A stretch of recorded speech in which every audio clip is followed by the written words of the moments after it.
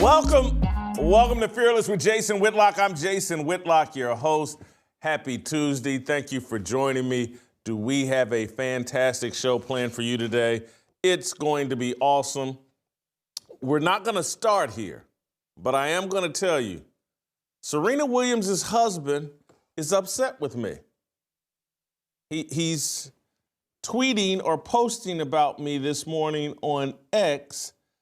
I'm going to wait to discuss that with Shemeka a little later in the show, but I don't understand why a man whose wife went to the Super Bowl to troll an ex-boyfriend has concerns about me. I don't understand why he's posting and criticizing me when his wife went to the Super Bowl to troll and to talk about and to crip walk about her ex-boyfriend. Make that make sense for me. We'll get into it. Stay tuned. I've got some thoughts on Serena Williams and her husband and her crip walk that I will elaborate on further. But man, I got a great conversation that we're going to have with Steve Kim about black quarterbacks. And ESPN and Fox Sports and the mainstream media, they can't quit talking about black quarterbacks. We're going to talk about the Super Bowl ratings, which, to my surprise and to my skepticism, are allegedly going to break records. That's the projection, that at some point today we'll hear that, 126 million people watched the Super Bowl. It's an all-time record. I'm skeptical of it. Steve Kim and I will discuss it. We will discuss a little bit more about the Super Bowl and the Trump rejection, according to Nancy Armour and a bunch of other folks that think the Super Bowl was just a big rejection of MAGA and Trump and blah, blah, blah. Nancy Armour of USA Today wrote an interesting column. Cam Newton thinks everybody that he played with on that first Carolina Panthers team was a loser, and Steve Smith Jr. or is it Steve Smith Sr.? I can't remember what Steve Smith. But Steve Smith, the wide receiver that's on the NFL Network, had a great NFL career. He took offense. And so I saw someone else, I think it was Jeff Schwartz, who was an offensive lineman on that team, took offense as well. Cam Newton making a name for himself as a broadcaster. Dan Orlovsky is considering leaving ESPN. I want to hear Steve's thoughts on that. And you know, this Lakers-Mavericks trade, Luka Dončić made his debut last night for the Lakers, but we're going to talk about the other side of it, and I'm really fascinated in Steve's opinion on this and your opinion. Hop in the chats and tell us what you think in real time. But the Dallas Mavericks have a real fan revolt going on. They got problems at the arena with ownership, and I see Mark Cuban kind of lurking in the background, waiting to triumphantly return as the majority owner of the Dallas Mavericks. But we'll get into that with Steve Kim. And as I already told you, me and Shemeka are going to talk about Serena Williams' husband being upset with me. Drake tapped that, not me. We'll talk about that. And we'll also discuss Dank, DeMoss. You remember Dank the Tank? The fat rapper, the 450-pound, 500-pound rapper. She went to the Breakfast Club, and she couldn't sit in the chair. And so they had to bring a couch out for her to sit in. I don't know how she got there. Did Uber Lyft, or is it Uber Lyft, or it's just Lyft? Forklift, I think, drove her to the studios, but they couldn't fit her in a chair, and so they brought a couch out for her to sit on. And I think she compared being fat to LGBTQ. So we've added another letter to LGBTQIA+. We've now added F to that. So fat people, hold on. She's talking about me. I'm not with the LGBT. I don't understand how she did it. It's offensive to me. We'll talk about that. And then I'm going to end the show combining a topic about Deion Sanders, who loved the Super Bowl halftime, and Ryan Clark, who loved the Super Bowl halftime. I'm going to discuss why Deion Sanders and Ryan Clark see the Super Bowl halftime completely different than me. So we got all that on the table. I don't want to make Steve Kim wait much longer, so let me air out my opinions on this whole black quarterbacks thing. Here is a Fox Sports tweet on Jalen Hurts. Jalen Hurts continues to make history after winning the Super Bowl. Why am I not? There we go. Jalen Hurts continues to make history after winning the Super Bowl. Black quarterbacks to win a Super Bowl. There are now 4 of them. Russell Wilson, Jalen Hurts, Patrick Mahomes, and Doug Williams. ESPN, same thing. Black excellence. Jalen Hurts joins Patrick Mahomes, Russell Wilson, and Doug Williams as the only black quarterbacks to win a Super Bowl. What are we doing here? ESPN, Fox Sports, Legacy Media. This black excellence has turned into black exhaustion. What are we doing? I believe the top 2 quarterbacks coming into this year's draft are black quarterbacks. How many black quarterbacks have been drafted number 1 overall? How many black quarterbacks have to win a Super Bowl before it's no longer news? Why are we treated, black people, like we're retarded and ride the short bus, and anytime we accomplish anything, it's history? Oh my God, another one won the Super Bowl. I'm not the greatest at math, but I did some math this morning, and I did some tinkering around and a tiny bit of research. I was exhausted. Oh my God, I had to do some research. It was terrible. 35 men have won the Super Bowl at the quarterback position. 35 men have won the Super Bowl at the starting quarterback position. There have been 59 Super Bowls, but only 35 men have won the Super Bowl. You get it? Tom Brady's won 7. Terry Bradshaw won 4. Joe Montana won 4. You get how that? Jim Plunkett won 2. Eli Manning won 2. So there are 35 guys that have won the Super Bowl. 4 of that 35 are black. So I was up all this morning, had sheets of paper out, just doing the math and carrying ones. And I was like, well, hold on. As a black person, we're 12% of the population. 12% of the population. And if my math is correct, and I did a lot of calculating and triple checking, I even went to my cell phone and used a calculator to back up all the things I had written on paper, and 4 of 35 is 11%. We're 12% of the American population, black people. And we've won 11% of the Super Bowls. When are we ever satisfied? When are the racial idolaters, the people that love to drive racial division? Do we have to have won 50% of them for it to be fair and for America to be, or for the National Football League to be beyond racism? When does it stop being history? Jalen Hurts continues to make history. He's the 4th black man to ever win the Super Bowl. I would love, maybe we could go back in time before the NBA was completely dominated by black players, and maybe they used to do stories on Bill Russell is just the 2nd black center to win an NBA title, or maybe he was the 1st.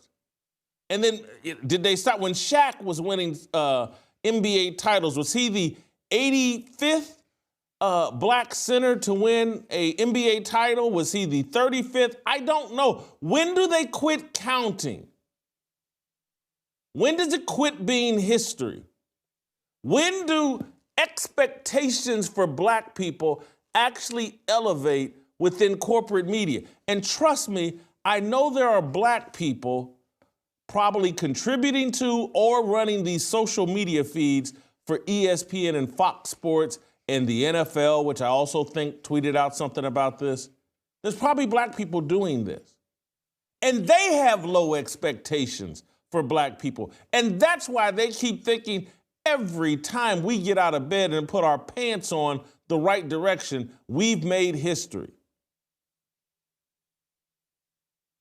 Jason Whitlock combed his hair for the 9,000th straight day in a row. He's made history. He's the first, or he's the 1,000,000th black man to comb his hair properly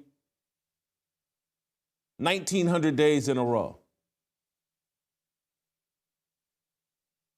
Jason Whitlock spelled cat properly. This is history. He's the 24th millionth whatever. They're driving me crazy with this. And I can only imagine how white people feel with this shoved down their face. They had a white cornerback in that Super Bowl, Cooper DeJean, and it's been a long time, I bet, or maybe it was the first time ever, that a white cornerback had a pick six in the Super Bowl. I mean, we're talking about the cornerback position. I know he was the nickel corner, but he is a corner. He's not a safety. Have we ever seen that in Super Bowl history? And why isn't it being celebrated if it were the first? Because white people actually have expectations of performing. They're not treated like kids on the short bus. They're not treated as retards. That behavior, that treatment is only reserved for us, and we do it to ourselves. It's offensive. It's stupid. It's counterproductive. It promotes division. It's unnecessary. Everything we do isn't history. This whole little deal of placing ourselves on a pedestal as a special group of people because of our skin color. And I get that in 1855 in the South, that our skin color made us more likely to be slaves. But trust me, there were free black people in the South as well. And trust me, according to historical data, the first person to own a slave in America was a black man. Go look it up. But this whole little deal that somehow we're special and everything we do is history making. Like we're the chosen people 2.0. It's got to stop. This isn't black excellence that they're promoting. It's black exhaustion. It's stirring up animus towards us. It's promoting racial division within sports. I don't get it. Everything about sports was about de-emphasizing differences, de-emphasizing racial division, and ESPN and Fox Sports and the National Football League and all these other major sports leagues, they've completely gone the other direction. Anything that happens to black people in sports has to be told through the lens of, oh man, it used to be racist out here. Don't you ever forget what the white man denied you. I'm going to say something that will not sound proper and won't probably land well. But it is factually true. Muhammad Ali said it best. Thank God my grandpappy was on that boat. Because Muhammad Ali didn't want to live in Africa, and neither do you. Muhammad Ali, happy as hell that he was in America. and so are you. All this cosplay and all this, oh God, this is so terrible. What happened to my ancestors? It's all hot garbage, and you know it. All right, I just wanted to get that off my chest. If I got black exhaustion with the way the media is covering these things, I can only imagine how some of you feel. We'll bring in the rooftop Korean, the Korean co-cell, Steve Kim. How excited are you that the fourth black man has won a Super Bowl? Do you remember where you were in that moment when you realized that? Yeah, boy, we've come a long way, Jason. I still remember it was January 31st of 1988 when Doug Williams won it, and what a big deal it was. I remember the day because it's my birthday. And the other big thing that happened on that particular day of that Super Bowl is that ABC premiered The Wonder Years. So I'll always remember that particular night. And I remember what a big story it was. And I got the sense, and I think I was like a sophomore in high school at that time, Montebello High. And I remember thinking, back then, this is a big deal. It is a big deal. Doug Williams got asked that famous question, hey, Doug, how long have you been a black quarterback? And then the post-game interview, Keith Jackson had some really interesting words, the way he phrased it. And he called him, I think, Mr. Williams. He gave him a dignified title. And it felt like, wow, this is historic. It's special. It means something. I would say by 2025, I don't even think it's a big story. Until I saw the graphic, it didn't really hit me. I mean, look, there was going to be a black quarterback winning this game based on who was in the game. But, I don't know. I mean, how many times did we celebrate the landing on the moon? I know we did it more than once, but after the first time, it's not that big of a deal. I remember the space shuttle when I was a kid, Jason, when it would take off from Cape Canaveral and then it would fly through the space and come back to California. I thought after the first time, it became very routine. It didn't become that much of an achievement. And Jason, just think about this. American black men good at sports. Is that really a big deal anymore? Is that really a big story at this particular time in American history?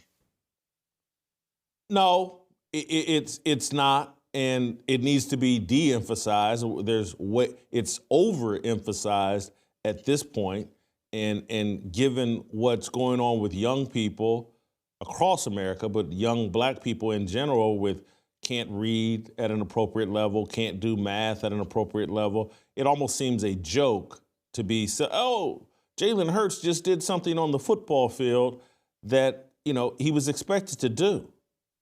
And because, he was a pretty high draft pick, and I would even go back to Doug Williams. He was the 17th pick in the first round. When you take a quarterback in the first round, the expectations are like, hey, this is a potential franchise quarterback who should lead us to Super Bowls. Doug Williams met expectations. And yes, I'm aware that before Doug Williams, a guy like Warren Moon or whatever had to go play, or hold on, that's not even before. Hold on, I do think. Well, Warren Moon had to go play in Canada. I can't remember who's older here, Warren Moon or they're about a year or two apart. They're about a year or two apart, Jason.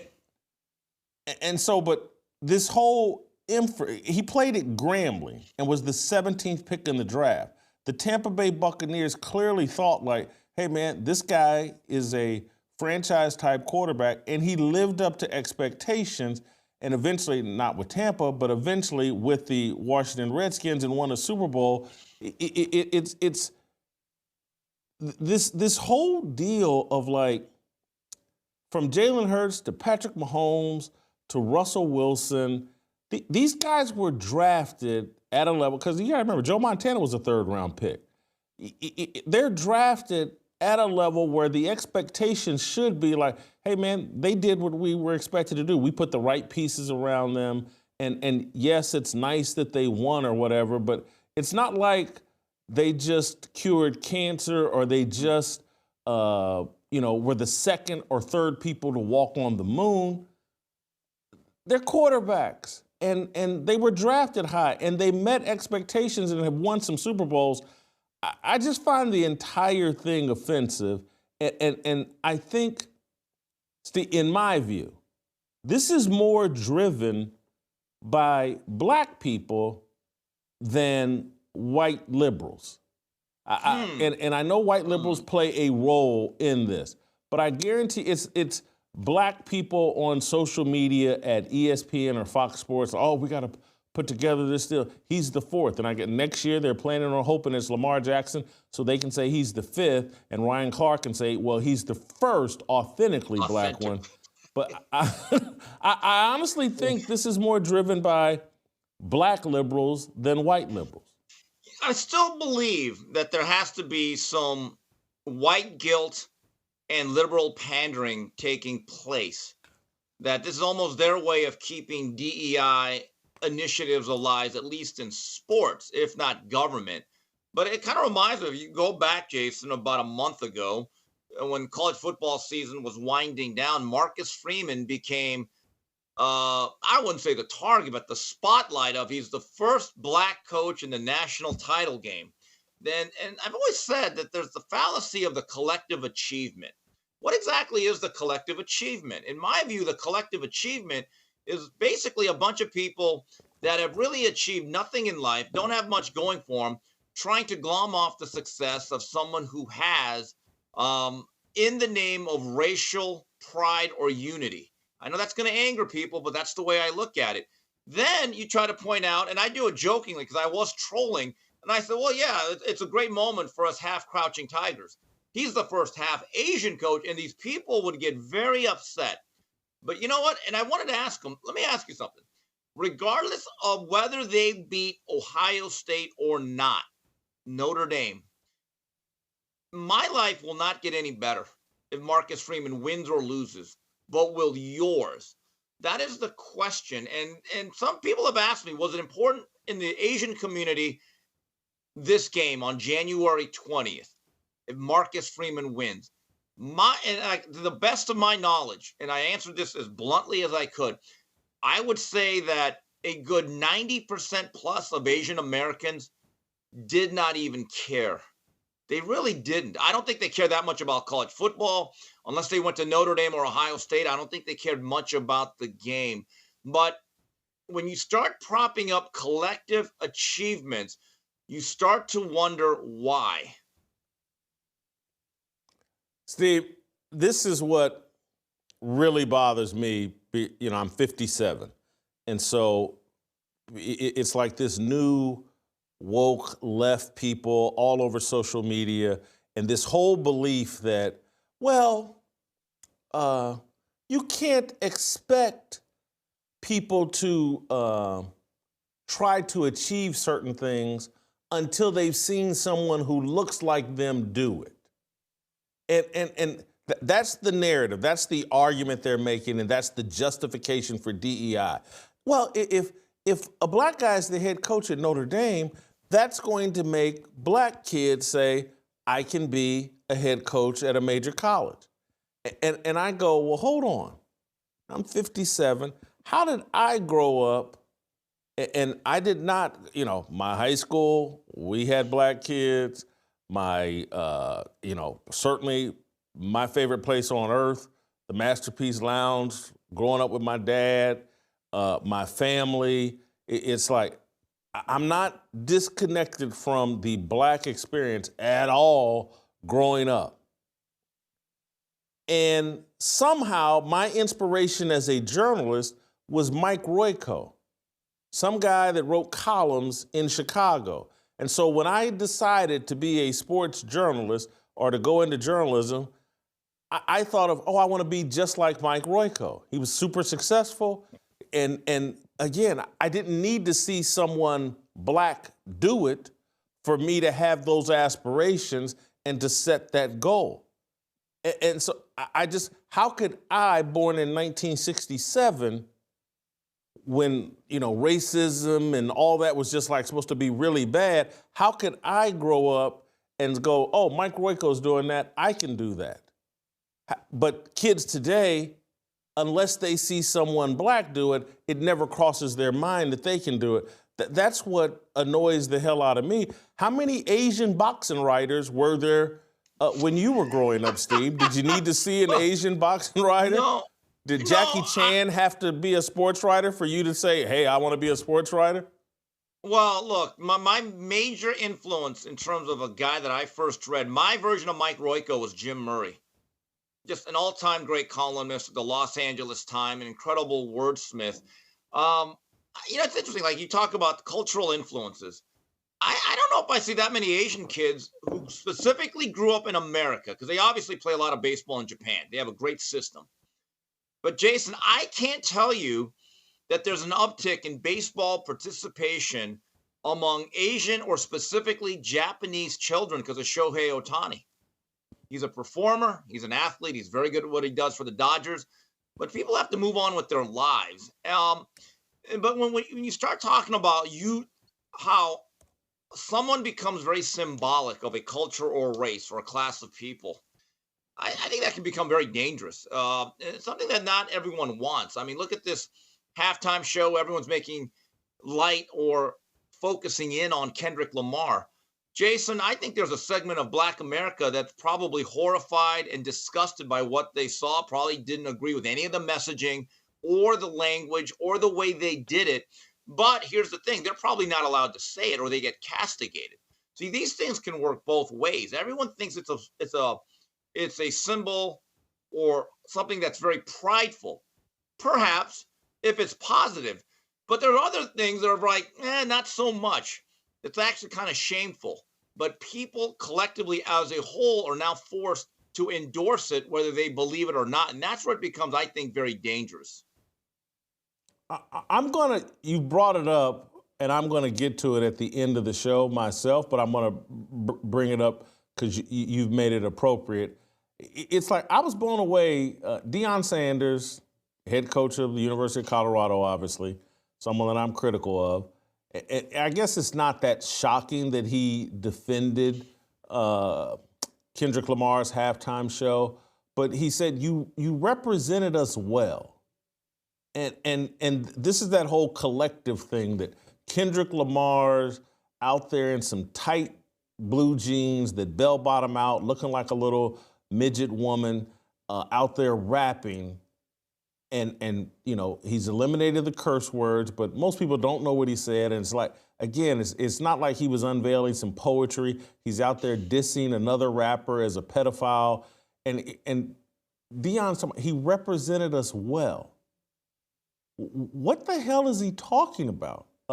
Some rapper that eliminated the curse words and the N words from his rap deal out there. This is getting represented well? What Kendrick Lamar, people have to be laughing and going, that's what getting represented well looks like to Deion Sanders.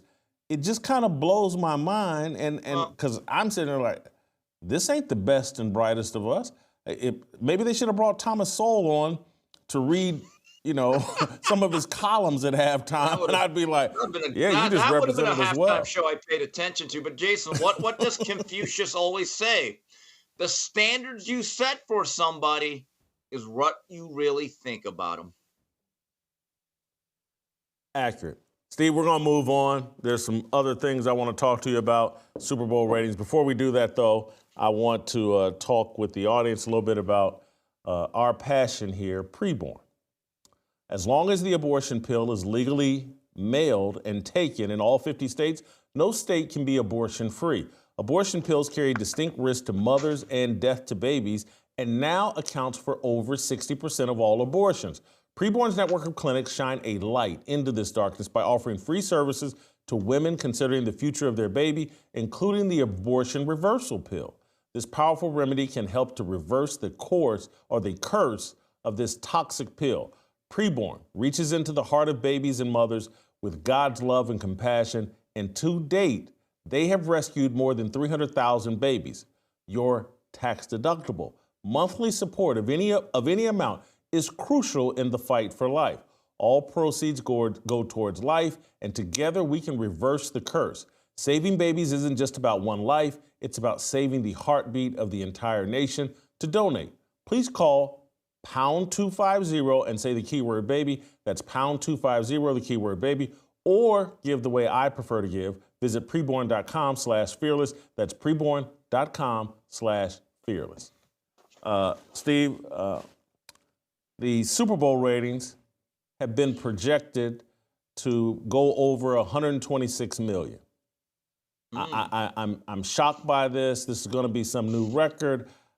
They've tweaked or fudged or done something with how they count out of home views. And so people were projecting that the new way of counting, they thought like it's going to allow them to set a record.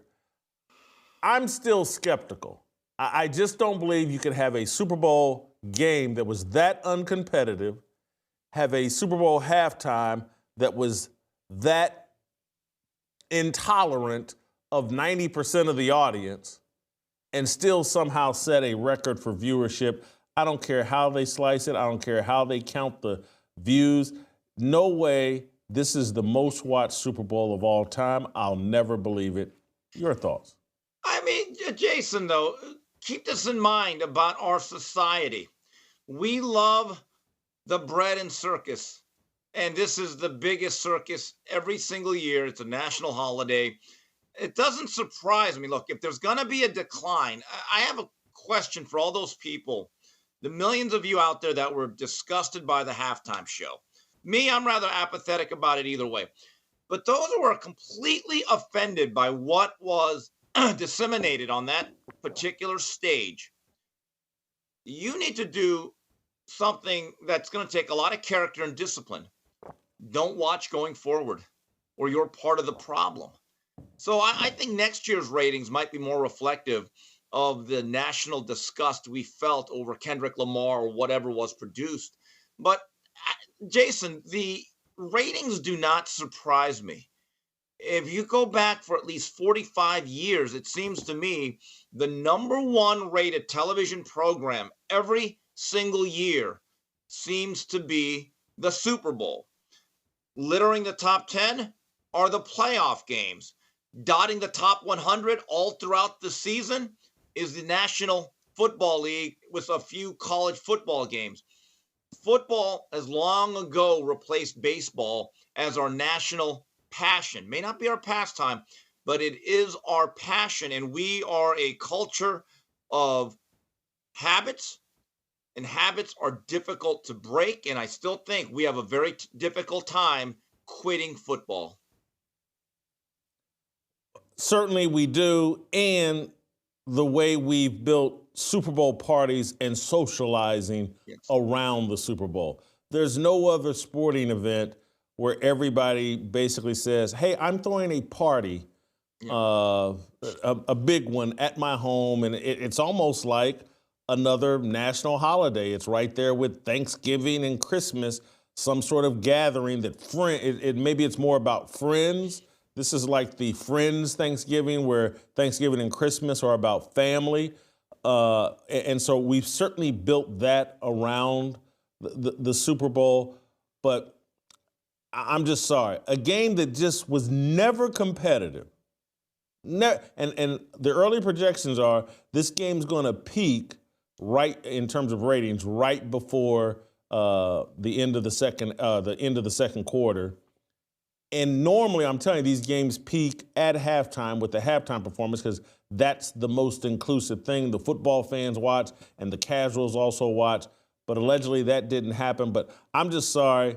I'm not going to buy whatever number they put out. And I know someone like Michael Moldaville that works for Fox Sports will be like, hey, the numbers are just the numbers. But I think they're playing games with this out-of-homes deal. I wish that TV ratings, particularly now that most everybody has a smartphone, a smart TV, and or watch on their laptop or phone, there should be a way of accurately monitoring how many people watch on their smart TV, watch on their laptop, and or watch on their smartphone, and quit worrying about we got to count all the people that are watching it together as a group. Just let the number be how many TVs, smartphones, and laptops are tuned into the game. And that's the number that reflects how pervasive or, how popular a show was. But, that's just me. I'm going to move on. This is that's my little personal gripe. Let's get back to something a bit more substantive. Nancy Armour, I don't know if you saw this, Steve, in USA Today. She wrote a column about how the Super Bowl she was excited about because it was a rejection of Trump's vision for America. That's what the Super Bowl was. I don't know if you know that. Many people thought it was a game between the Chiefs and the Eagles. Many people thought it was a battle for a three-peat for the Chiefs. But it actually was a rejection of Trump's vision of America. Let me read to you from Nancy Armour's column in USA Today. From the pregame festivities featuring a cornucopia of New Orleans music to the not-so-subtle optics of Kendrick Lamar's red, white, and blue flag, of black men, to the ads touting science and diversity, to the Philadelphia Eagles burying the Kansas City Chiefs, the entire day felt like a repudiation of the sledgehammer President Trump and his minions are trying to take to this country. The pregame show was a love letter to New Orleans jazz, whose very beginning was a means of resisting oppression. Lift Every Voice and Sing and the Star-Spangled Banner were performed by black artists, while Trombone Shorty gave America the Beautiful its soul. Several commercials celebrated science or rejected divisiveness. Perhaps the most powerful was Nike's ad featuring Caitlin Clark, Asia Wilson, Jordan Childs, and several other high-profile women athletes clapping back at a society that for too long has refused to recognize their worth. Is that how you were feeling during the Super Bowl, Steve, that you were repudiating Trump America? Hold on. Now, Nancy Armour, that has to be a white lady, right? Am I right in that? Is. Yeah, the Yes, white you guilt is dripping, and Nancy, you're invited to the cookout. So I want to say this as seriously as I can.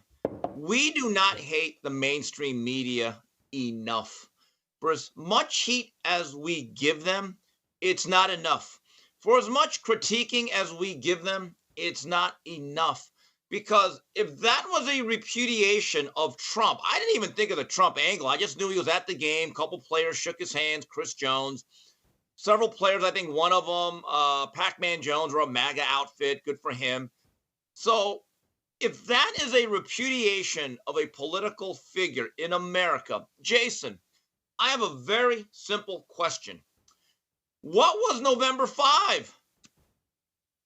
Well, I mean, if you want to talk about a repudiation or an endorsement of a political candidate, what was November 5 when that man right there won the popular vote? He won the electoral vote. He won every swing state. By the way, now, I don't know if you want to trust CNN, the most trusted name in news. They actually reported, of all people, his approval ratings right now, just 3 weeks into his second term, are higher than they've ever been. And in fact, those numbers seem to be swinging in one direction. So again, you can have your interpretation of what the Super Bowl was, but again, just look at what is actually happening outside the Superdome then, Miss Armour. God bless America, and God bless Trump. I'm going to defend Nancy Armour and say that she's correct. Let me finish. Okay.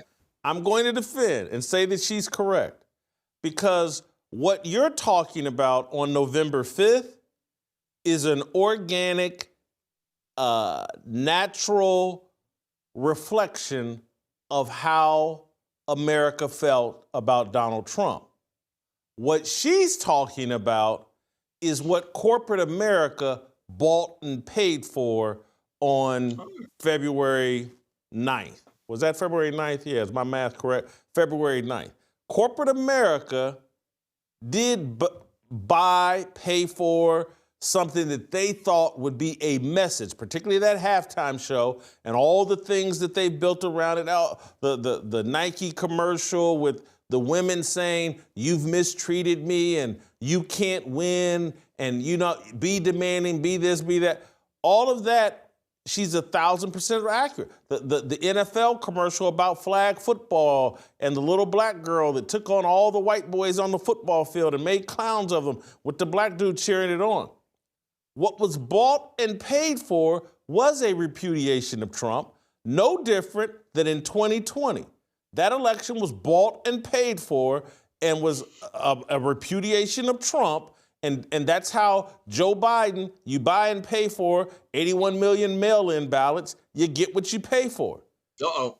The authentic, actual how America feels showed up on November 5th this past year, and in the reality, Trump's getting cheered virtually everywhere he goes, particularly there's not a football stadium he showed up in where the fans haven't received him warmly. So I get she forgot. They showed him briefly during the national anthem, and cheers broke out.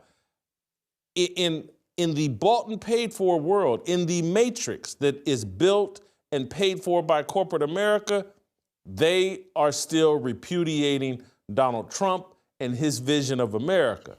The actual American people want what Trump is trying to execute, for the most part. That doesn't mean everything. But for the most part, most of America is down with Donald Trump and want what he's trying to do. He wants these illegal immigrants out of here. He wants the Department of Education destroyed. He wants DEI destroyed. These are all good things that most people want. Black, white, brown, yellow, whatever. People want a return of American values, and that's what they voted for.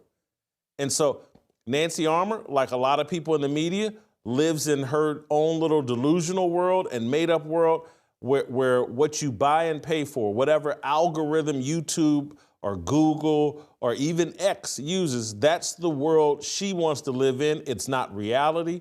It's a bought and paid for world, and it really defines the battle we have going on in the culture. There are people that want the authentic America that they felt they grew up in. They want more of that rather than in this bought and paid for world that baits everybody into being fake and inauthentic. So that's my defense of Nancy Armour.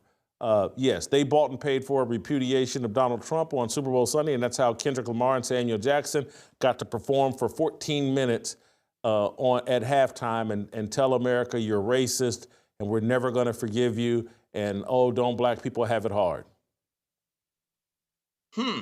I would like to think that I have a little bit more faith in our great country that a Kendrick Lamar can be any type of thought leader or influence the masses.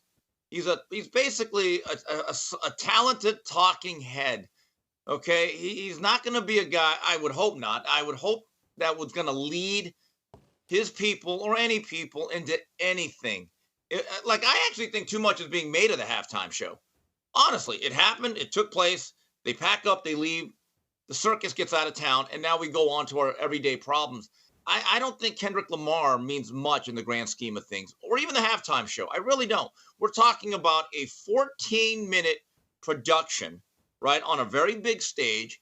It was provocative. It was thought-provoking. It's not going to change anything because change has to come from individuals. And a lot of these individuals that are going to be influenced by such things, I don't want to be harsh about it. I don't think they have the wherewithal to even make the necessary changes in their own lives to make a difference. That's the truth.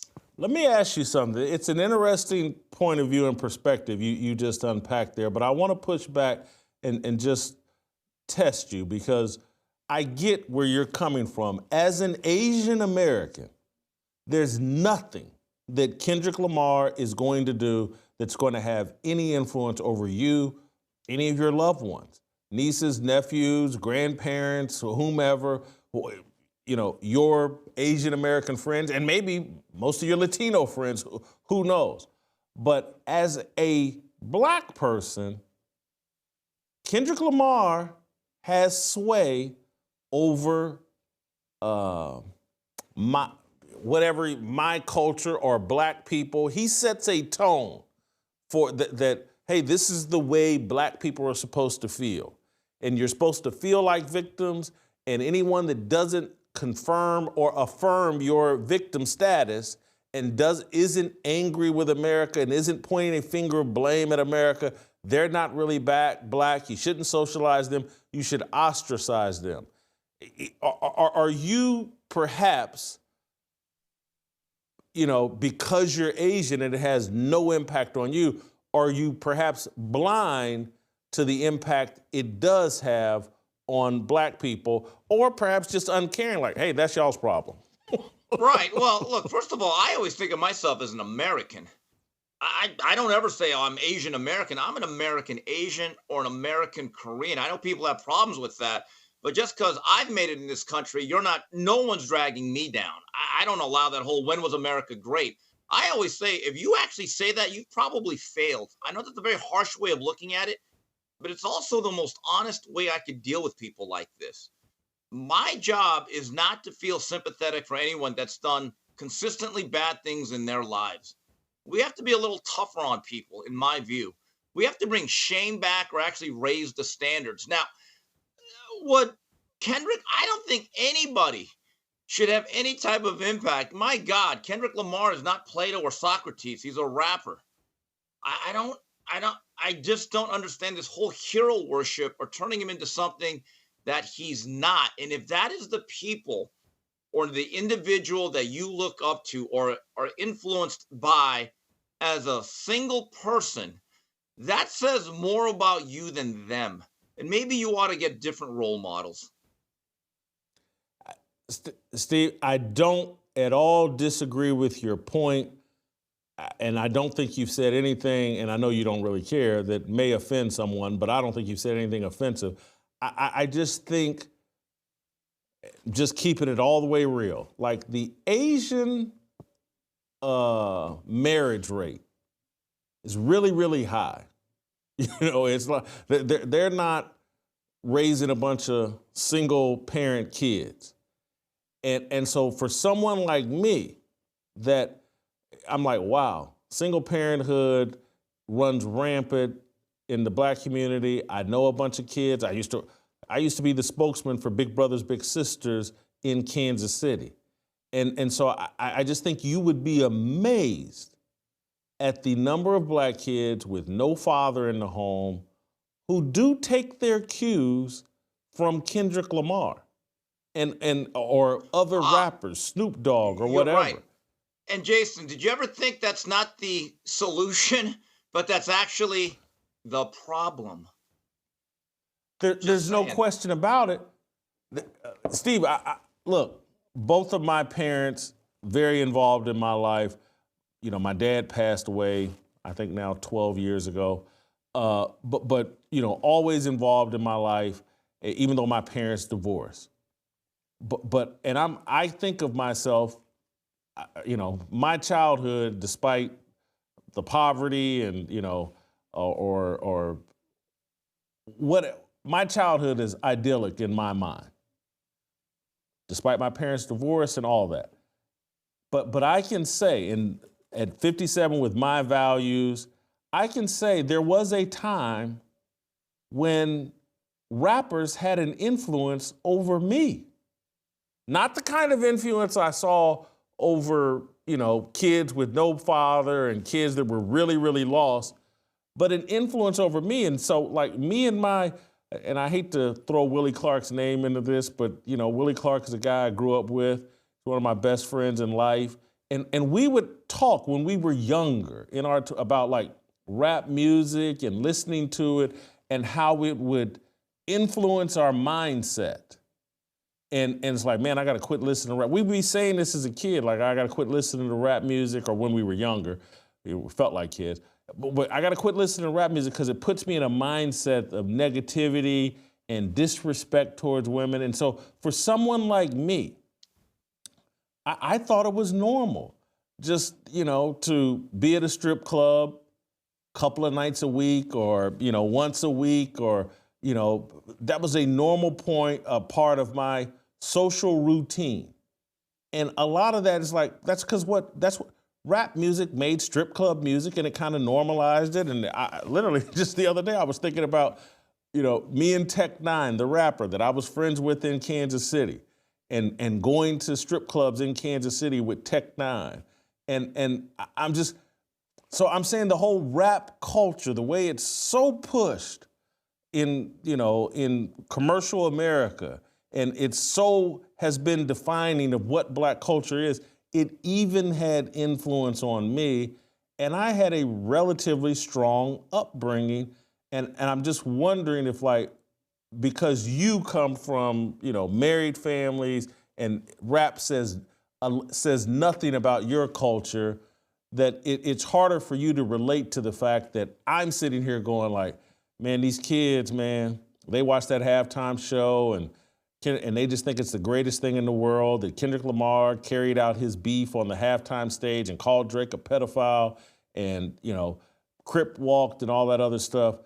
Anyway, do you understand where I'm coming from at all? I do. And look, I listened to hip hop growing up, and there was a point in time where I said, I'm done. I think this is really, it's become so overtly negative that there was no good that was going to come out of it. But I mean, again, I don't expect all of a sudden kids to get, instead of downloads of the latest hip hop album or whatever Kendrick Lamar produces in place of a Thomas Sowell book. But there comes a point in time we have to change the standards. I always think it's funny when people say, well, Asians try to be white adjacent. And I say, yeah, and what? It's worked out well. It's great. And now they try to use the model minority as a pejorative. Model minority does not mean perfect. There are issues too, but there's a guilt trip that now takes place with Asian Americans I find amusing. Because when they try to say, you try to be so much like white people. And I say, well, what if we do? What is the issue with that? We've done okay. I do not let others have a guilt trip on me. And we certainly shouldn't as a culture, because I saw something very dangerous in 2020 and 21. When I saw Asians being part of those uprisings and those mostly peaceful protests, I said, oh my God, there's some great parenting and a family upbringing being wasted on that. Really, it was kind of disappointing. It's what are you doing? These people hate you. They're going to mug you in about a year. I'm just being serious about it. I say there's no good that could come out of Asians going Democratic. It's the God's honest truth. Anytime I see a Democratic Asian politician, part of me dies. It does, because it goes completely against the values of what I think we should be about and what's actually led us to whatever place we have in American society. But yes, I don't think there's any doubt, Jason. I don't disagree with you that certain forms of music and entertainment are going to have more of an impact on certain people based on upbringing, whether it's a nuclear family, socioeconomic factors. But this is the reality, though. You're either going to thrive in American society by overcoming it, or you're going to get left behind. And until we come to that realization that this is a harsh world, we're going to keep getting the same results with the same people. Steve, great stuff. Stick with me for a moment. I want to switch up to Cam Newton. But before we do that, I want to talk to you guys about Roll Call 3.0. Guys, I'm so fired up, and this isn't some gimmick, or it's just I'm fired up. We have built something great. Roll Call 3.0 is going to be magnificent. Myself, Tucker Carlson, lead stars on this year's Roll Call.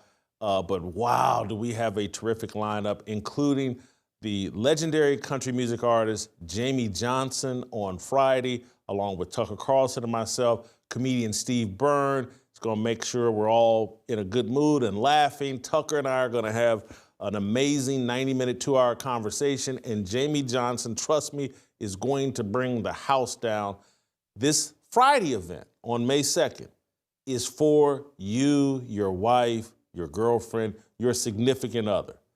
We've heard the complaints. Hey, can I bring my wife to Roll Call? Can't bring her on Saturday during the day. That's just for men. But Friday night, yeah, you want to bring your wife. You want to enjoy this incredible conversation. You want to enjoy this incredible music. You want to enjoy the incredible stand-up show.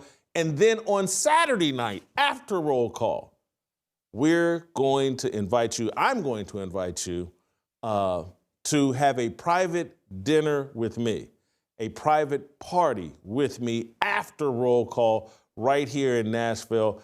The details on this are just as amazing on Friday as Friday. You can bring your wife to that as well. So Friday night, you and your wife come out, you get your thoughts challenged, you get to engage with me, Tucker Carlson, Jamie Johnson, Steve Byrne.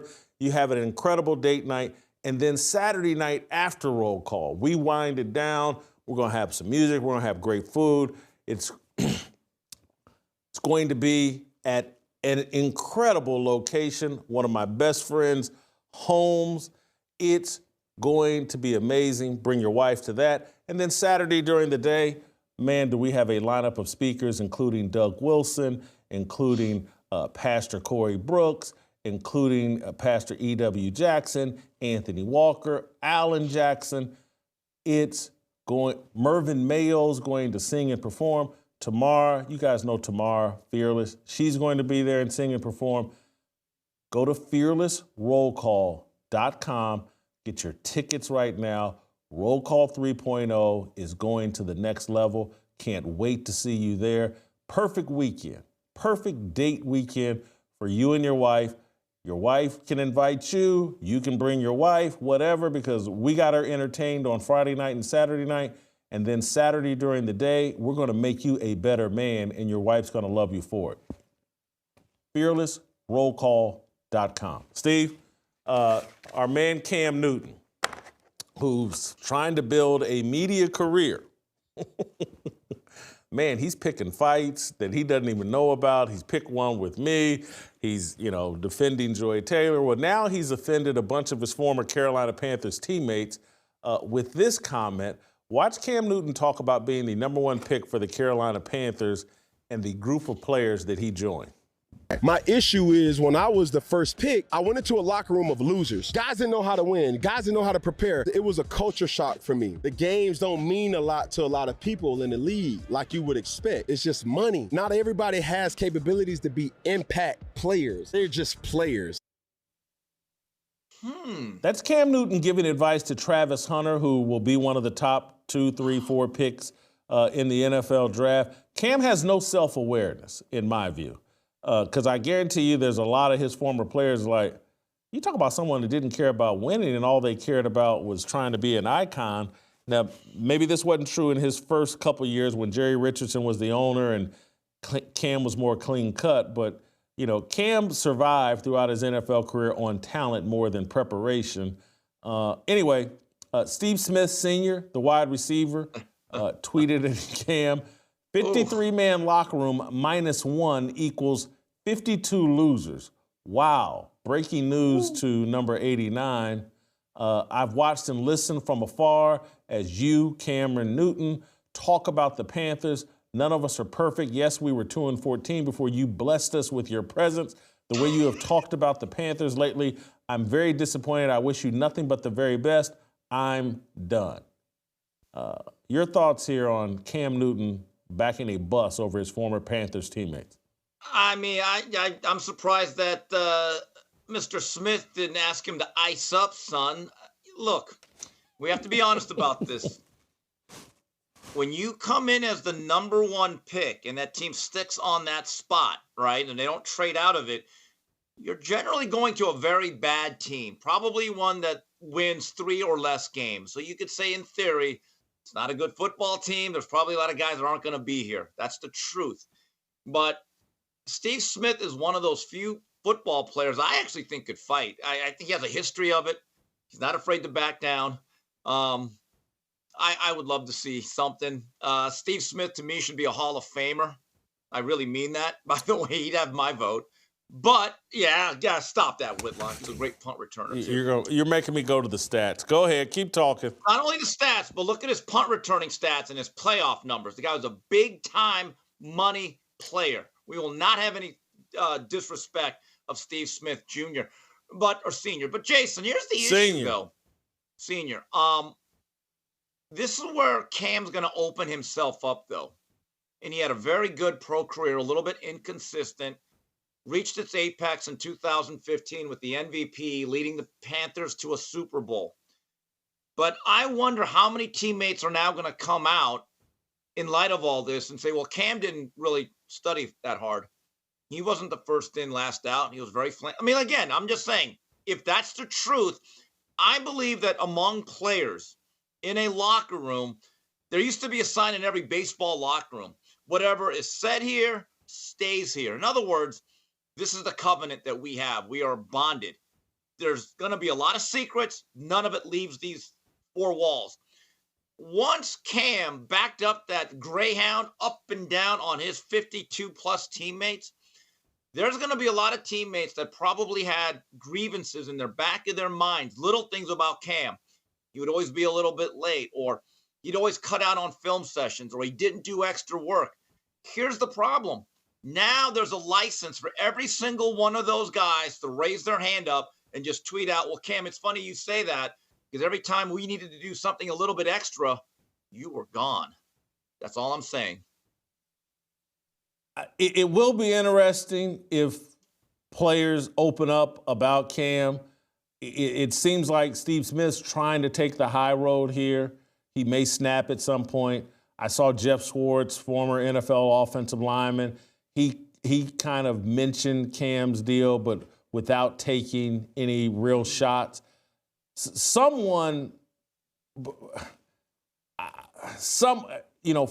a white guy to take a real shot might be too risky, because you run into that racial that whole racial blizzard that can happen to you over social media, and so they'll probably try to stay out of it. But there are some black teammates that I think may just take the bait, because they may want to be in the news cycle too, and they certainly watch, particularly later in his tenure at Carolina, they watched Cam spend so much time on fashion and so much time on things that had nothing to do with football. Remember, Ron Rivera got so frustrated with him about his tardiness or something. Didn't they try to suspend him for one game, and then Cam backed down, or the organization made Ron Rivera back down? But yeah, Cam's got some skeleton in his closet that his former teammates can bring out, and probably should bring out at this point, because I just think Cam's giving Travis Hunter really bad advice. Yeah. In terms of he's gonna look. I'm sure Deion or someone else will come in and set Travis Hunter straight and put Cam Newton in perspective. But I just don't think Cam has no self-awareness. He's like a lot of super duper talented people. It's hard to figure out your shortcomings when you have that level of physical gifts. But Cam, just his entire career, he never threw the ball on time. He never embraced the little techniques that make a quarterback great, and he relied on his athleticism and ability to, just to run over people. And once that ran out, his career ran out. But he's totally unaware of that. And instead of sitting in front of Travis Hunter telling him, like, you're going to go on a bad team and not everybody cares about winning, he should be saying, hey, man, I had as much talent as any NFL quarterback, and if I had done these little things, I could have had the career that Tom Brady's had. I could have not got run out of the league at 34 or 35 years old. I would still be playing in the league, if I hadn't made these mistakes. Cam needs to be repenting and confessing and acknowledging his own shortcomings that abbreviated his career, and warning someone like Travis Hunter, hey, man, you got super duper talent. Make sure you do all the little things to take advantage of it. The one thing about Cam that stood out when we looked at his stats a couple of years ago during one of our segments, Jason, I think this was when he was winding down with the Patriots. It was alarming that a modern-day quarterback, and I think his rookie year was 2011, he only had a couple of years where his percentage of completions was above 60%. Jason, that is alarmingly low in modern-day football. In fact, basically nowadays, 63 to 65 is what they expect you to be. And I remember looking at his numbers, and look, he had some good years, a lot of yards, produced touchdowns, he could run the ball. But as a quarterback in today's game, even now, you have to consistently be above 60% almost every single year. Too many years, Jason, that simply was not the case. Now, you can make an argument, was it an inaccurate arm, or could he have prepared better upstairs? That we'll never know. Steve, I'm dead wrong here. This guy's career was over at 32. His last year, 2021. Wow. This dude was done at 32 years old. This guy only had one season where he threw for more than 30 touchdowns. He threw for 35 in 2015. That's his MVP season. His next highest is 24 TDs. And I know that he ran for a lot of TDs. He's only All-Pro one time, the year he won the MVP. He's done at 32. When these quarterbacks play until 38, 39, 40 years old in this era, how old is Cam right now? He's 35 years old, and he's out of the league. Not that old. Yeah, it's not that. There's, isn't Russell Wilson basically the same age? And so Cam should be giving really humble advice. Russell Wilson's 36. Cam should be giving really humble advice, and instead he's coming off very arrogant. It's bad advice, but I hope that Travis Hunter, someone steps in and gives Travis Hunter the truth, because Cam did not do any of that. Steve, we're going to keep it moving, and we're going to move on to Dan Orlovsky, because I know we both like to talk about media machinations. And it looks like Dan Orlovsky may be considering exiting ESPN. I think his contract has expired. He does a sign-off on First Take that makes a lot of people hit Twitter. I don't know if this is a negotiating tactic. He's trying to get ESPN ante up, but there are rumors that he may return to the NFL as an assistant coach. Maybe he wants to hop on that train to, microwave himself into a head coaching position. Anyway, let's watch Dan Orlovsky sign off here on First Take, and then we'll get your thoughts. Play the clip. You guys know this is the end of the season for me, certainly for RC as well. I'm taking a break, won't be on TV for a long time, but just want to say thank you to guys, Stephen A. Miles, Shannon, for a great season. Love being with you guys. I love y'all. Never know what the future holds, but I'm taking a break, and sure RC is as well. So just want to say thank you. Appreciate you guys so much. Appreciate you. All right, we love you, Dan. Y'all.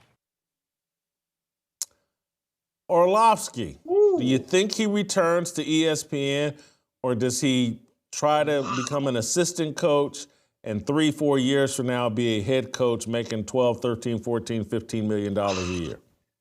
When he said you never know what the future holds, that did not sound to me, Jason, a guy returning to Bristol.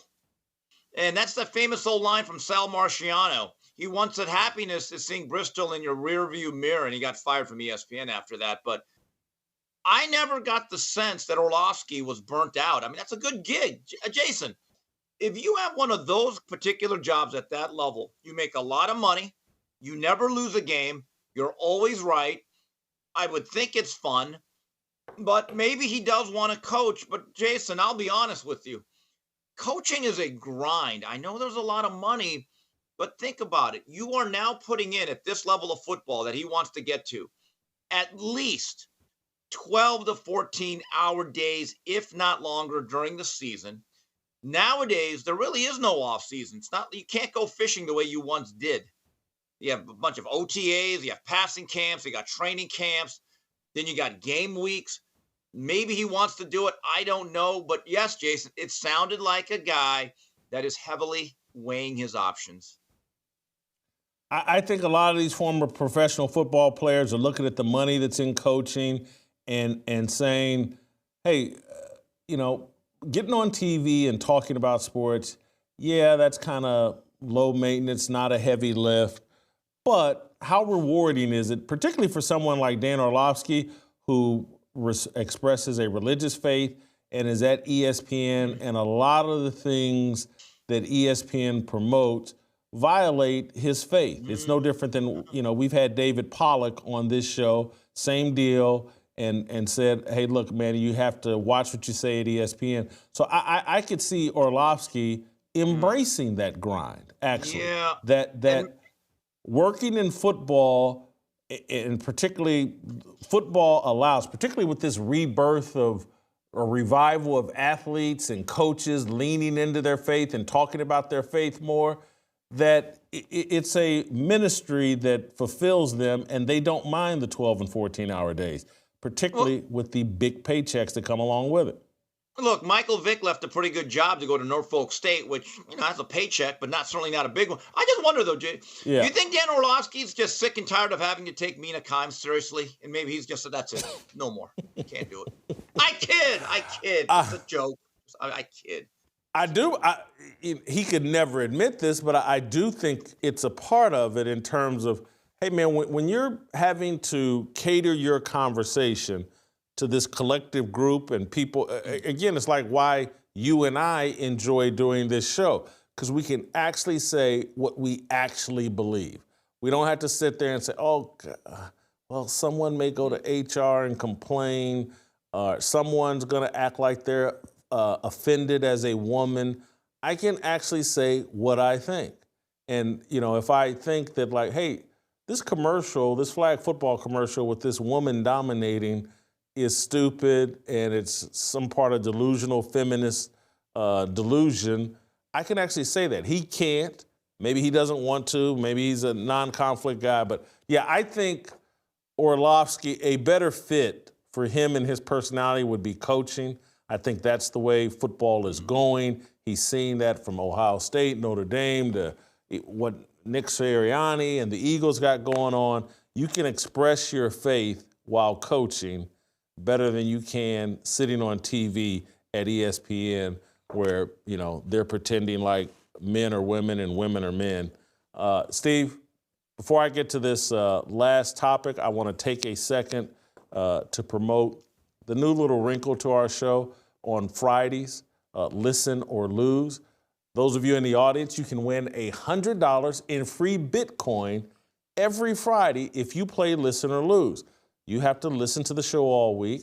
Butter's going to unpack some trivia questions about what transpired on this week's show. There will be 3 contestants. If you get the most questions right, the Fold app, foldapp.com/Whitlock. Make sure you download the Fold app. They're going to put $100 in Bitcoin in your Fold app account. All you got to do is listen to the show. I'm gonna ask Butter. We're gonna make a little wrinkle to the show. I think we're gonna let whoever wins this week, they get to return again next week and defend their title. And so if you win the Listen or Lose, you get to come back the next week and try to win another $100. And it'll be like Jeopardy. You'll be the defending champion on Jeopardy, and you'll get to come back as long as you're winning. You lose. You'll get to try to sign up again and come back on and try to retake your title. Anyway, send Butter an email at lolonfearless@gmail.com to sign up. Make sure you download the Fold app, foldapp.com/Whitlock. Go to the website right now. Download the Fold app so you can compete, and we have a way to deposit that $100 in Bitcoin to you.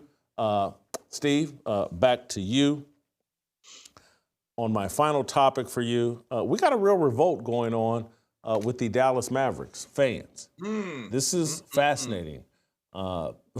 There's some real heat being put on the Dallas Mavericks. They're calling Miriam Adelson owns the Mavericks. I think this son, Patrick Dumont, is kind of the face of it, or I think he's married into a son-in-law or married into the family in some kind of way, but he's called the governor because they don't like to use the word owner in the NBA. But he's starting to make excuses about why they traded Luka. The Heat's getting, because people are at the arena protesting outside the arena, protesting inside the arena. I think last night they had fans ejected that were protesting Nico Harrison, who the general manager, who's taking a lot of heat for trading Luka Dončić. But here's Mavs owner Patrick Dumont basically calling Luka fat and lazy, trying to justify this trade. Play the clip. In my mind, the way teams win is by focus, by having the right character, by having the right culture, and having the right dedication to work as hard as possible to create a championship winning outcome. And if you're not doing that, you're going to lose. And if you look at the greats in the league, the people you and I grew up with, Jordan, Bird, Magic, Kobe, Shaq, they worked really hard every day with a singular focus to win. And if you don't have that, then it doesn't work. And if you don't have that, you shouldn't be part of the Dallas Mavericks. That's who we want. I'm unwavering on this. The entire organization knows this. This is how I operate outside of basketball. This is the only way to be competitive and win. If you want to take a vacation, don't do it with us. I don't think those comments are going to help the situation. I don't think backing a bus over Luka while saying, hey, you need to work as hard as Shaq, I don't think that's going to calm the situation. Your thoughts? All right, Jason, remember, we've all taken the SAT before it was culturally biased, right? Remember, 12th grade, you get in there, yes, get a Scantron, and you get number 2 pencil. We were good at this, us crouching tigers. But remember those SAT questions? They would list like 5 things, and they'd say, one of them is not like the other. Shaq ain't like the other. The guy was actually kind of making a cogent point, even if it was a cheap shot to Luka. Shaq was the guy that came up with the phrase company time because he delayed a surgery because he didn't want to mess up his summer vacation. And I saw this thing where I guess the fan got thrown out because on the kiss cam, he said something about the GM. Look, I feel for the Maverick fans. We've all been there. If we've been a follower of a team, okay? We've all been there as people that support a product.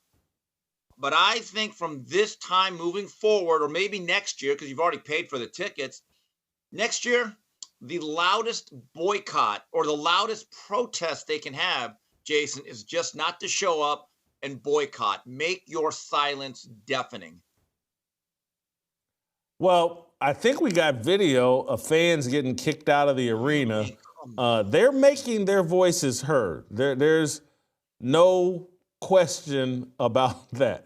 And I think there's probably going to be some momentum in terms of like, this is part of the awakening that Donald Trump and the MAGA movement and just Alex Jones and all the people that were called conspiracy theorists, it's like people are kind of fed up with the super elite and they're looking for ways to express their dissatisfaction. And I think this owner and this move that everybody knows is connected to, hey, we're trying to build a gambling casino. We're trying to put pressure on lawmakers.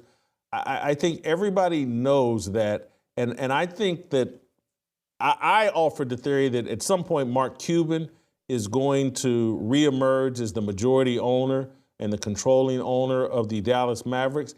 And I think he started laying the groundwork for that. He's, I think this is in the past 24, 36 hours.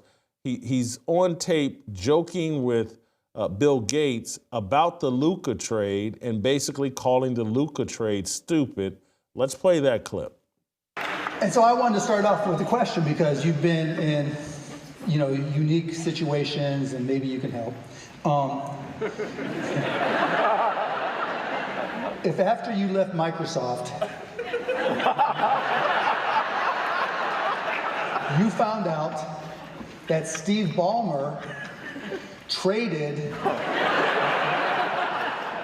Windows 11, like the new hot operating system, for Windows 10, the Hall of Fame, but older operating system. What would you do? I might have to hide from the press. I know a couple other people that are in that situation.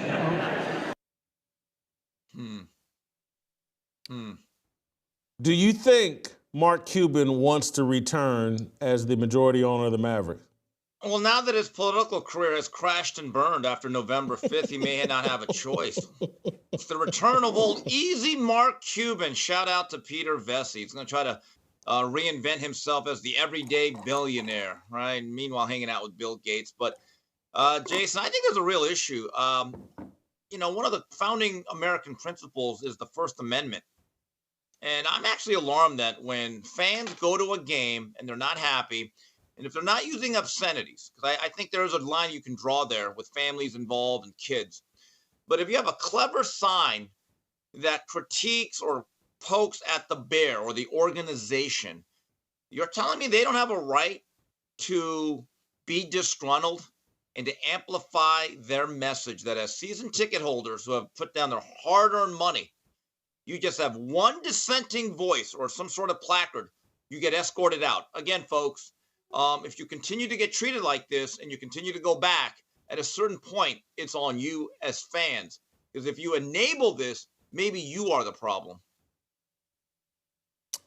Steve, we're going to end on that note. Great job, as always. We're going to keep it moving. We'll see you tomorrow. Before we get to Shemeka Michelle and the conversation I want to have about Serena Williams and her husband coming at me, I think that's a mistake, but we'll get into it with Shemeka Michelle. We'll talk about Dank DeMoss, Dank the Tank, the 500-pound rapper. She was on the Breakfast Club. They couldn't fit her into a chair, so they brought out a couch. We'll talk about that probably first, and then we'll spend some time talking about Serena Williams' husband being upset with me. Why isn't he upset with Drake? Isn't that the problem? I'm not the problem. Drake is the guy that used to tap that, not me. Be mad at him. Instead, he's mad at me. We'll get into that. Give me a second, though. I want to talk to you about the latest thing going on with Blaze TV and the documentaries they've been doing to expose Anthony Fauci. You guys remember Anthony Fauci, the mastermind of COVID-19, the mastermind destroying the American medical deal and the whole vaccine. Well, the Blaze has partnered with Matt Keeby. He's been doing a documentary series called The Cover-Up, and he's going to interview Dr. Richard Ebright. They're going to have a conversation about all the crimes of Dr. Anthony Fauci that extend well beyond COVID. Dr. Fauci's been a problem long before COVID, and Matt Keeby and Richard Ebright are going to have that discussion in The Cover-Up. I believe this is part 4. This is episode 4 of The Cover-Up. Smoking Gun. It's on Blaze TV. It's releasing this Thursday. Become a subscriber at FauciCoverup.com/Whitlock. That's FauciCoverup.com/Whitlock. Use the promo code Smoking Gun for a $30 discount off your subscription. Once you have that membership, now you can watch The Cover-Up Part 4. Hey, we've been all over the crimes of Dr. Anthony Fauci. Matt Keeby and Richard Ebright are going to cover it extensively in a way that you can understand, so you understand the full context and history of Dr. Fauci and why he's been a problem. This is the 4th episode of The Cover-Up. Smoking Gun. It's on Blaze TV. Go to FauciCoverup.com/Whitlock. Use the promo code Smoking Gun, $30 off your subscription. Don't go anywhere. Shemeka Michelle, next.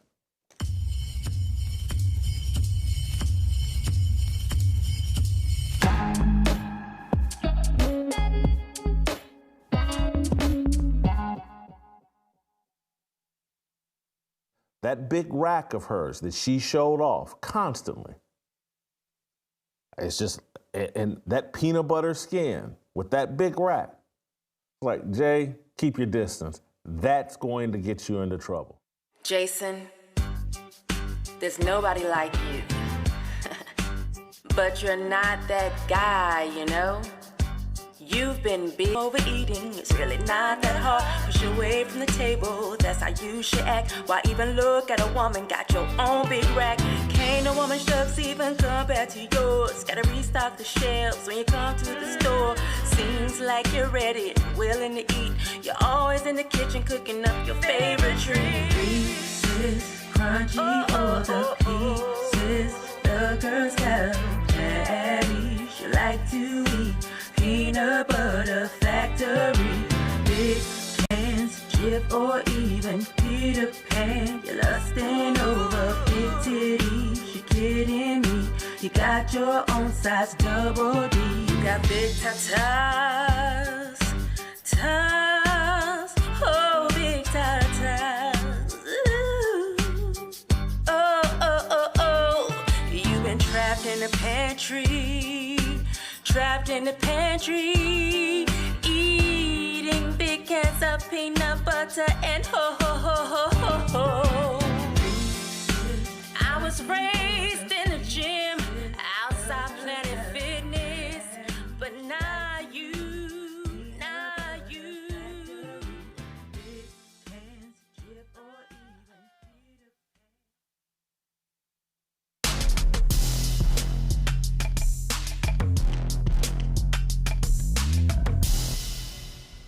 All right, welcome back. Shemeka, I'm throwing you a curveball. Not much of one. It's an easy curveball to hit. But we're going to skip Dank DeMoss because Serena Williams' husband has just fired another shot at me. And so we got to talk about this Serena Williams deal. Let's see how long ago this was. Yeah, this is within the last hour. Serena Williams' husband has just fired a shot at me. Let's give you the full context.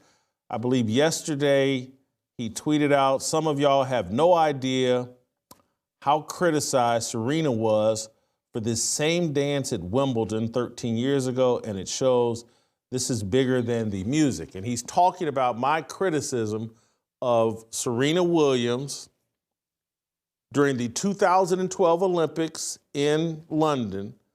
She's at the Olympics. They're playing on the same court where they have Wimbledon. And she crip walked then in 2012. And I criticized her in 2012. I was the only person in the media to criticize Serena Williams for crip walking at Wimbledon because everybody else is afraid of Serena Williams, particularly in 2012. She's one of the biggest stars in sports, and she's a black woman. And so that hands-off treatment and how dare anybody, because you'll get called racist if you criticize her, and particularly white journalists, they're certainly afraid of her, and it's crip walking, and they feel like they don't know anything. Hey, if she wants to do a gang dance at Wimbledon or whatever, let her do it. I criticized her. And so I was working for Fox Sports at that time, and so he's upset that I said Serena Williams deserved to be criticized, and she should have immediately apologized. And I said what she did was akin to cracking a tasteless, X-rated joke inside a church. And so Wimbledon's this historic place for tennis, and I'm like, why are we doing a gang dance? You win something at the Olympics. Why are you doing a gang dance at the Olympics? So this is in 2012. I'm the only one that was ballsy enough, and maybe there's somebody else out there. Greg Couch, that used to write a lot about tennis, he may have addressed this. I'm not sure. I don't remember. Greg Couch was working at Fox Sports at that time, though, so I'm sure I handled it and addressed it for Fox Sports in terms of the coverage.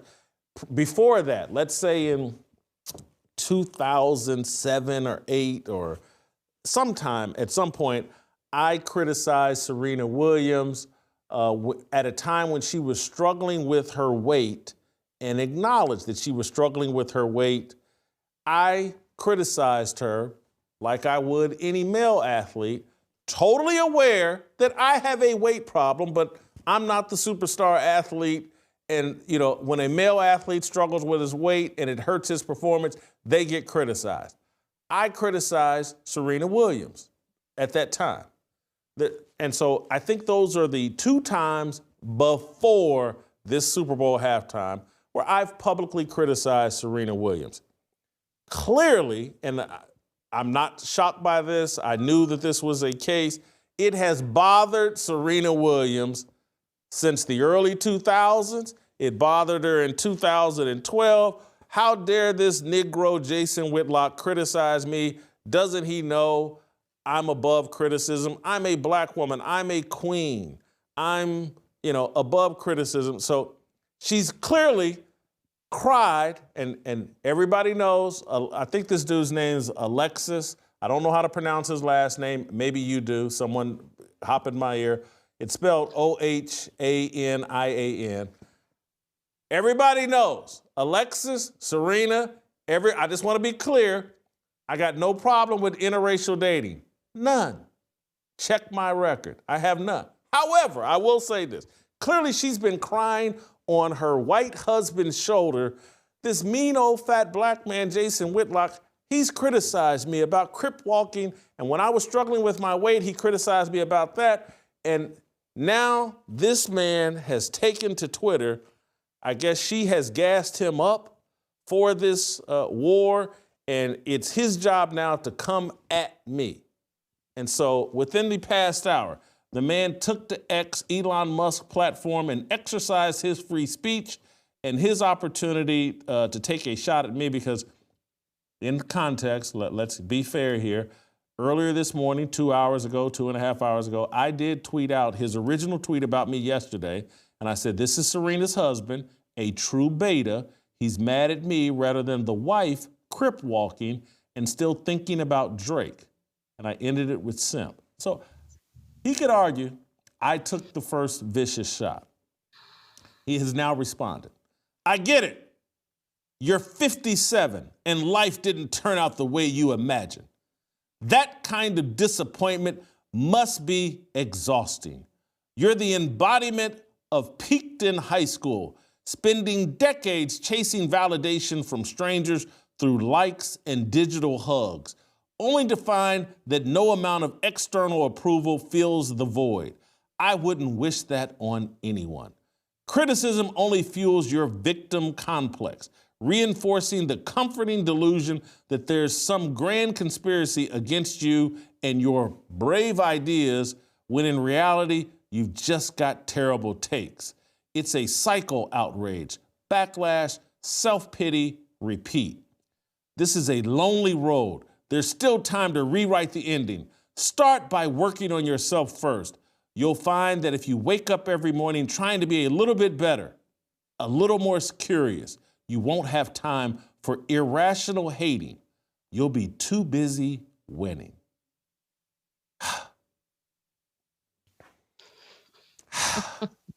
I'm going to let you respond first because I don't want to seem super defensive because none of the guy's so inaccurate here that I don't even know where to begin. But my initial thought is this is all misguided. Why isn't he mad at Drake? Okay. Drake tapped his wife. I didn't. I've never tapped Serena. I'm out of the closet. Big cans and peanut butter skin. That's what I'm into. Or big cans of vanilla skin. That's what I'm into. Serena's not the big cans girl. She's big thighs, big butt. She is going to the vanilla skin as best she can. Our doctors are working with her to lighten her up. But take it up with Drake, not me. Your thoughts?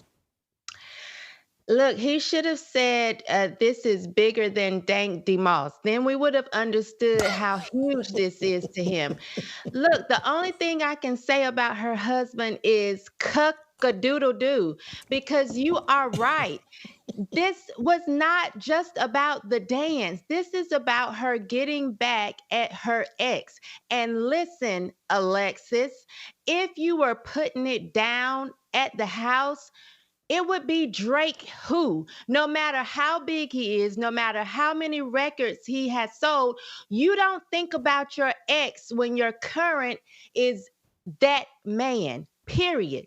There is nothing that they could have said to Serena. She doesn't need the fame. She's Serena Williams. She doesn't need the money. She's Serena Williams. The only reason she got up there to crip walk is so that she could take that little dig at her ex, who she should not be thinking about. And only a simp would get online and have a problem with the men who are trying to point this out to him. She wouldn't be thinking about him, Jason. That's just the bottom line. If he was doing what he was supposed to do, not just in finances, in the bedroom, all around, being that alpha male that every woman desires, even if she settles for a beta, she would not be thinking about Drake. Point blank, period. Anybody saying anything else is a sympathizer, period. Hold for 1 second. I know that's Serena Williams. Don't tell me that's Alexis. Are we contending that that's Alexis? That's what they're Luke, saying. is that Alexis? I think so. That's what they're saying. Justin, could you hop in my ear? Are we sure that's Alexis? Yeah. Oh, now I see the problem. Okay. I see the problem. Do they not have spray tanning wherever they live? Is spray tanning unavailable? This man's white as a ghost. What are we? Oh my God. I know he founded Reddit, so I know he's got money. But Serena, let me talk to you for a second. Don't worry about me. Put me out. I know you think a lot about Drake, and clearly you think a lot about me. Let it go. You chose Alexis. You chose Alexis. Don't blame me. It's not my fault. I don't matter in your world, Serena. You're a multimillionaire. You're one of the biggest stars in the world. My criticism has been mild. You've been worshiped by the overwhelming majority of the global media. This man is thinking, I turned myself into the victim? Serena Williams is the one that's been playing the victim card. Oh, I got taunted at some tennis venue years ago.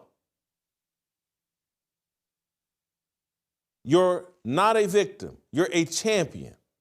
You don't have time to think about me or Drake if you're in your proper mindset.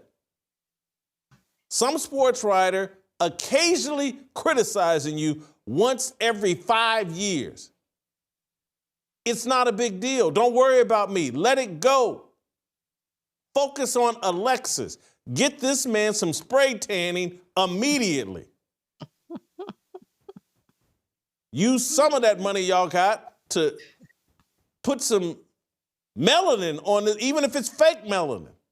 Holy cow, I didn't know that was Alexis. I thought, she would marry some Matthew McConaughey type.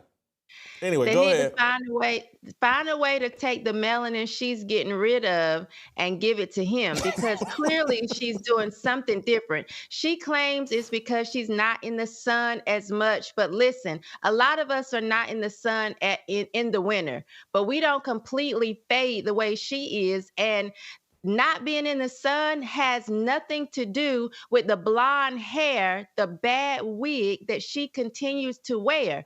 This is what happens when you sometimes get with someone of the opposite color, especially when you're a Black woman. You have these children whose hair is not like yours, and so you start to do everything that you can to be this little child, this little girl that you wish you were. Serena is actually doing things to be less Black.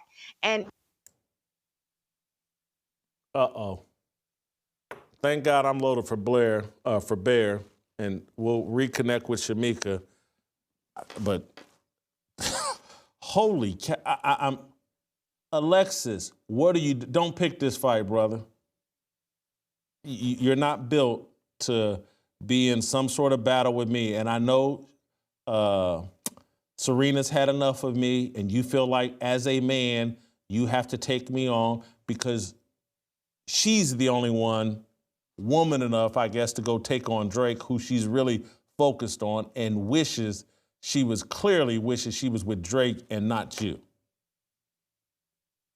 And so I want to be, your wife has no business crip walking anywhere. It's beneath her. She had a sister killed over some gang stuff involving the Crips. Accident, they're shooting at someone else, shot her sister and killed her. Do you know how insane it is for her to be crip walking in any capacity, let alone on the biggest stage in American television? You know how insane she looks? This would be a Jewish person doing the Heil Hitler salute somewhere. And we would go, well, that person's crazy. What are they doing? This would be a black person putting on a KKK outfit and riding around on horseback, burning crosses somewhere. But that's how delusional we are. As we somehow think the Crips and the Bloods, who got more bodies on them than a Chinese cemetery, we somehow think the Crips and the Bloods are our friends, our allies.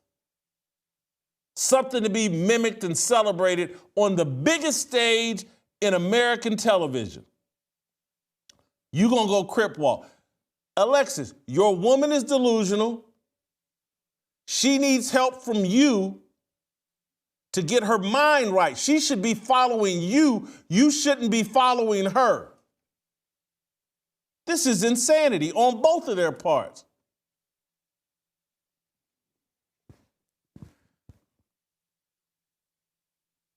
Serena, this is some advice. Get what you want off the rip. If you wanted a little light-skinned Negro like Drake, that's what you should have got, because it was all available to you. But when you go out and you get something that isn't what you like and what you really want, but hey, he's got money from Reddit, he'll be a good dad, he's willing to marry me. Drake and some of these other celebrities that I've dated, Keyshawn Johnson, and I could go on. They just wanted to tap and didn't want to put a ring on it. So you settle. You shouldn't have settled. If you hadn't settled, you wouldn't be thinking about Drake, you wouldn't be thinking about me, and you wouldn't be sending your man out here on a suicide mission trying to attack me. Don't do it. Let it go. I criticize you once every 5 years, and now you got your husband out here picking a fight he can't win and he don't know nothing. Peaked in high school, cut it out, man. Surviving on, again, you done said I'm 57. Clicks and digital hugs wasn't available until what, 15 years ago? I'm 57 years old, bro. I got a library and a catalog. Let me stop, because I don't have anything. Anything that I accomplished, God did it. And I say that in all sincerity. Let me take my ego out of it and get defensive and all that. I'm an idiot. 2.3 GPA out of Ball State, 900 SAT out of high school. I'm an idiot. I've been blessed.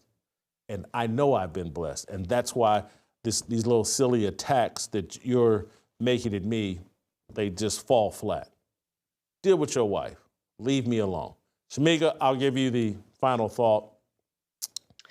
Yeah, I don't even know where I was, Jason. I feel like I was cooking so good that I had enough heat to actually toast her skin along with Alexis and burn up that bad blonde wig. But I was saying these black women get with white men a lot of times and they have these children, and the children come out with this nice hair, the hair that they wish they had, the skin color that they feel like they wish they had because they have been ridiculed for so long for having darker skin, for having nappy hair. We know how many people used to ridicule the Williams girls for their braids. And now Serena just constantly comes out with much lighter skin, and she's always in these terrible blonde wigs. There are a lot of things that Serena needs to be paying attention to. You is not one of them. Drake is not one of them. She needs to deal with why she keeps coming out looking the way that she does, when in my opinion, she was a beautiful black woman before. Now, not so much. She's fading. She's fading clearly, and she's working with her doctors, as you said. This has thrown me off in turn. I can't believe this man came at me on Twitter with this kind of insanity and foolishness. But we're looking at him. We understand why she's still thinking about Drake. Like you said, she shouldn't have settled. Because I'm going to tell you, any man that I'm with is not going to allow me, nor would I desire to. Let me be clear. I would not desire to get back at an ex. When you're in a relationship and you're happy and you're loved, you're not thinking about the disappointments of your past. The fact that it's years have gone by and Serena's been waiting at the chance to get at Drake is crazy. And Alex is looking real silly for defending it. Is it Alex or Alexis? Alexis. I think just out of, be natural, I don't want to call a man Alexis, but Alexis. Maybe it's Alex, and maybe I'm wrong. Maybe it is Alex. Someone hop in the chat and it's Alexis. Tell me if I'm on Twitter. It's on X. Yeah. Yeah. It. Good Lord. I'm gonna leave this alone because I don't want to go too far with it. I'm gonna leave it alone. I know how sensitive black folks are about, I'm just going to leave it alone because I need to pray on it. I need to think on it. I don't want to get out of line with God. I don't want God thinking I'm picking on this woman. But holy cow, leave me alone. I'm not that important, Serena. I don't wake up every day thinking, how can I get at Serena? But if you're going to go out here and crip walk on national TV and not that she represents all of us, but I sit here and think about Deion Sanders talking about how well Kendrick Lamar represented us. And I'm like, he did? He got some 40-year-old woman out here crip walking? And that's a good look for us? Really? How is that a good look for us? That 40-year-old mothers, don't she got 2 kids? Yes. I know she got at least one. Is out here crip walking on stage. And just for those of you that don't have the full context and don't have the full understanding because you don't follow this stupid rap world, but Serena used to date Drake, I believe, or was friends with benefits or who knows what. And Kendrick Lamar has a song that calls Drake a pedophile. And so Serena, upset that her deal with Drake didn't last, she's made a part of the Super Bowl halftime show, and she trolls Drake by going out and dancing to this song that calls him a pedophile. And so, Serena, I just want you to understand, what you're really saying is, I dated a pedophile. That's not good on your resume. I used to sleep with a pedophile. That's not good on your resume. Avoid all of that. Let Kendrick Lamar and the gangbangers or whatever, let them do that. Let them handle that. You stay out of it. Don't be a prop and a tool, and then particularly when your sister has lost her life to this type of gang violence, it just doesn't make sense. We're going to end the show here because I'm fired up and distracted. I'll get to the Deion. Yeah, I'll just have to get to the Deion Sanders, Ryan Clark thing tomorrow. I'm a little fired up. Thank you all. We'll play tomorrow, and we'll see you tomorrow.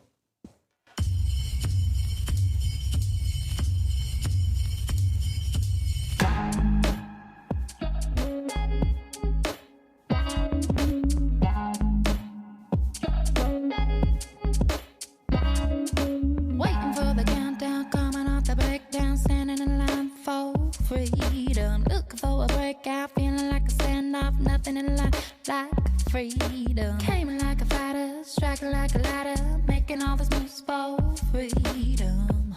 I want freedom. No negotiation, my system, no relation, we all just wanna have freedom. Sitting on a corner, never been alone, I'm breaking my back for freedom. Blessed, we are living, get back, we are receiving, all deceiving, we all wanna be free.